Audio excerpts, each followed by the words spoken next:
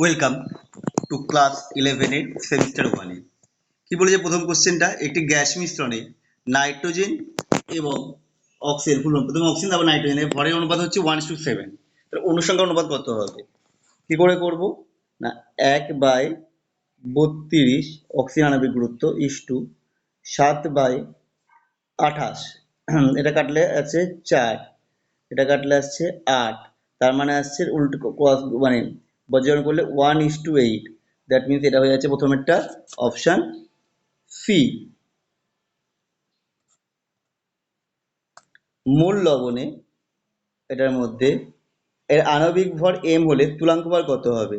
মানে এটা হবে m/1, দ্যাট মিনস m। কোনো যৌগের স্থূল সংকেত বলেছে CH2O, বাষ্প ঘনত্ব অক্সিজেনের বাষ্প ঘনত্বের এত গুণ, মানে অক্সিজেনের বাষ্প ঘনত্ব কত? 16। তাহলে 16 ইন্টু এটা, তাহলে হলে যৌগটির আণবিক গুরুত্ব কত হবে? তাহলে এখানটায় এর সংকেতজন কত আসছে? 12, কার্বনের জন্য 12, হাইড্রোজেনের 2, অক্সিজেনের 16। 12 আর 2 14 আর 16তে হচ্ছে 30। তাহলে 30 n ইকুয়াল টু আসছে 16 ইন্টু 2.813। তাহলে n ইকুয়াল টু কত আসছে? এটা বাই 30 করলে পরে এটা আসছে, দেখো এটা করলে আসছে এটা প্রায় 3-এর কাছাকাছি 3। তাহলে এই জোড়ির সংকেত হয়ে যাবে 3 যদি হয়, তুলো সংকেত হচ্ছে C3H6O3, অপশন বি। নিচে কোন সেটটি সর্বাধিক শক্তি সম্পন্ন? শক্তিটা বোঝা যায় n+l এর মান থেকে। দেখো n+l 5, 3 + 2 5, 5 0 5 আর 4 + 2 6, তাহলে এটা যাবে সি। আর n+l এর মান বেশি, তার শক্তি বেশি। Cr2+ এ অযুগ্ম ইলেকট্রনের সংখ্যা। Cr ইলেকট্রন বিন্যাস কি? লাস্ট করে যদি ইলেকট্রন বিন্যাস দেখি 4s1, তার আগে ছিল 3d5। তাহলে Cr3+ হলে কত হবে ইলেকট্রন বিন্যাসটা? এস থেকে একটা বেরোবে আর এখান থেকে দুটো বেরোবে, মানে সেটা হয়ে যাবে 3d3। তাহলে অযুগ্ম ইলেকট্রনের সংখ্যা হবে 3, তাহলে এটা যাবে এ। আচ্ছা, রেডিয়াল ডিস্ট্রিবিউশনে কোন উপকক্ষটি? এখানে দেখো যদি 1s হতো তাহলে একটা ইয়ে বেরোতো, নোড থাকতো। এখানে কটা নোড আছে? দুটো নোড আছে। আচ্ছা, 4p জন্য কটা? 2p আর 3p মাঝে একটা নোড, আর 3p 4 মাঝে পড়বে, তার মানে অপশন বি হবে। 3d জন্য কোনো নোড থাকে না, আর 4s এর জন্য 3টে নোড থাকে, শুধু আমার উত্তর হচ্ছে বি। 7টা কোশ্চেন দেখি আমরা। অবস্থান ও ভরবেগের অনিশ্চয়তার সমান হলে গতিবেগের অনিশ্চয়তা হবে 1/2m h/π। এখানে তোমার del x into del P, formula কি ছিল? Del x into del P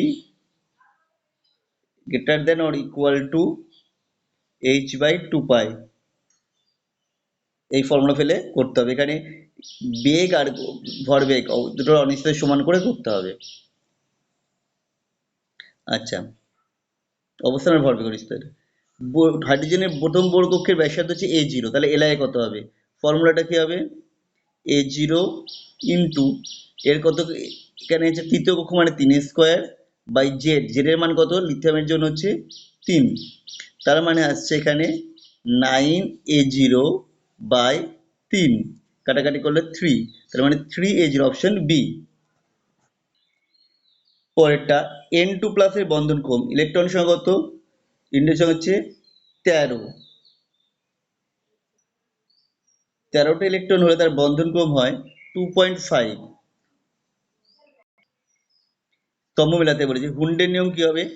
এটা হবে অযুগ্ম ইলেকট্রন ও যোজ্যতার। আহ্বায়ক নীতি কি হবে? আহ্বায়ক নীতি হচ্ছে n+l রুলের উপর ডিপেন্ড করছে। পাউলি অপবর্জন নীতি কি? ঘূর্ণন কোয়ান্টাম সংখ্যা সর্বদা প্লাস অথবা হাফ হবে অথবা মাইনাস হাফ হবে। আর তাহলে সমারফিল্ড তত্ত্ব হচ্ছে উপবৃত্তাকার কক্ষ ধারণা, তার মানে এটা হচ্ছে অপশন এ। মোচের মৌলগুলির ইলেকট্রন আসক্তির ক্রম। এখানে ব্যতিক্রম শুধু হয় ফ্লোরিন এবং ক্লোরিনের মধ্যে, বাকি গ্রুপের ওপর থেকে নিচে ক্রমশ কমে, অপশন সি হয়ে যাবে। ক্ষারকীয়তার সঠিক ক্রম, এটাও হয়ে যাবে অপশন সি। ক্রমশ বাম থেকে ডানে গেলে ক্ষারকীয়তা কমে, আম্লিকতা বাড়ে, সেই হিসাবে সোডিয়ামের সব থেকে বেশি আর বোরনের সব থেকে কম। আমাদের ভিডিও তোমাদের কেমন লাগলো কমেন্ট করে জানিও। আবার দেখা হবে নেক্সট ভিডিওতে।